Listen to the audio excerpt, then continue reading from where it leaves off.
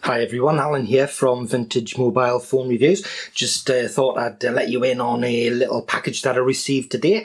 Paid £9.50 I think it was, all in for a couple of mobile phones. That included delivery.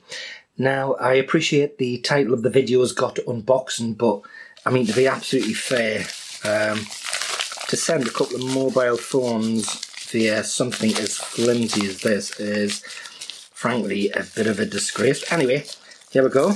But hopefully I've got a couple in. Well, I have got two. Come on out. So, and this should be, sorry, yeah, 6230. I've already done a video on the 6230i if you have a look through the playlists there, and this should be a Nokia 6100, and it is. Let's have a look.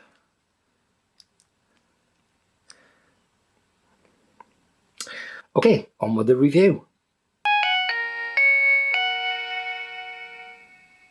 Welcome to another quick review from me, Alan, here at Vintage Mobile Phone Reviews. Today we're going to have a look at this rather attractive, rather iconic Nokia 6100, which was released in 2002. As you can see, the phone's in not too fantastic condition, however it is fully functioning, and it is quite light as well, coming in at only 76 grams.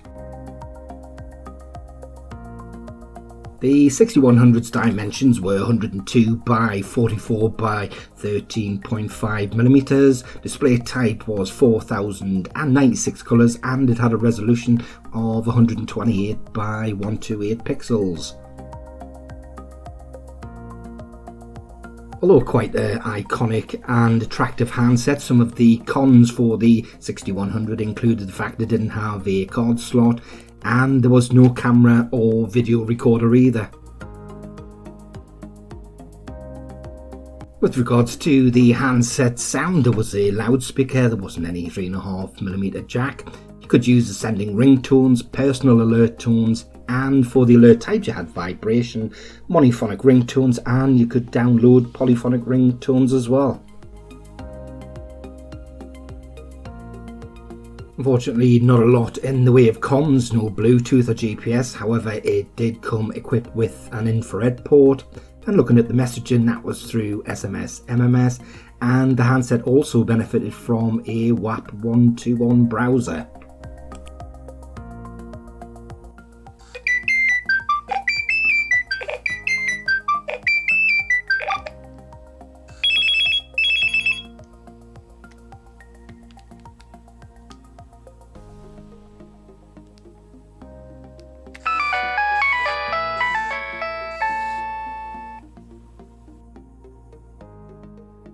Standby time for the battery was around anywhere from 150 to 300 hours, and you could get talk time from anywhere from 2 to 6 hours.